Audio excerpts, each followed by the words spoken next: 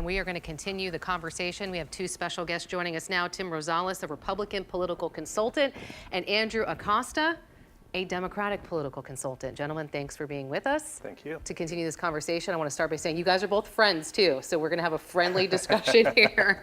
The owner of the New England Patriots, Robert Kraft, said yesterday, there's no greater unifier in this country than sports, nothing more divisive than politics, and we're seeing these two bleed into each other. Do you think this is something the president should be weighing in on? Well, I think first of all, the First Amendment's paramount, and I think everybody agrees with that.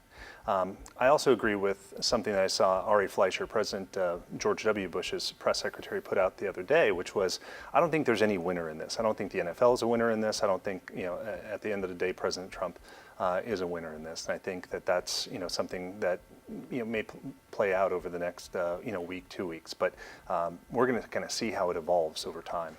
And the players, Andrew, they do have the right to do this. And I want to point out, this is not a protest against the national anthem. It's a protest during the national anthem. Sure, and this started when Colin Kaepernick started the protest under President Obama.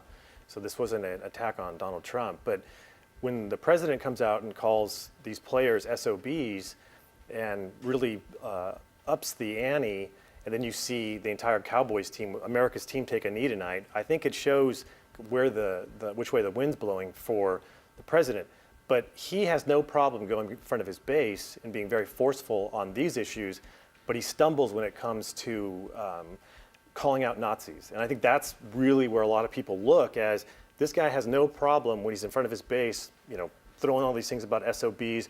But when the Nazi thing hits and people are marching with torches, he says nothing, and then he stumbles, and that's where a lot of people question what he really believes. Do you think that this was yesterday was more of a protest against the president himself instead of social injustice?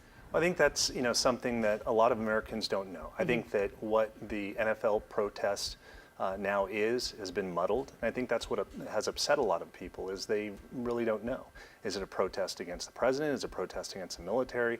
I think the NFL players, need to be a little bit more articulate about what exactly it is, what the purpose is. Certainly I think that the rhetoric right now is at an all-time high. But I also think that there's a large number of Americans out there who, feel that maybe never liked the protest to begin with, starting with Colin Kaepernick. And they've never really been able to have a voice. And the president gave them a little bit of a voice. Now, was it the right thing to do? I think time will tell on that. But certainly there are people out there who are applauding him for that.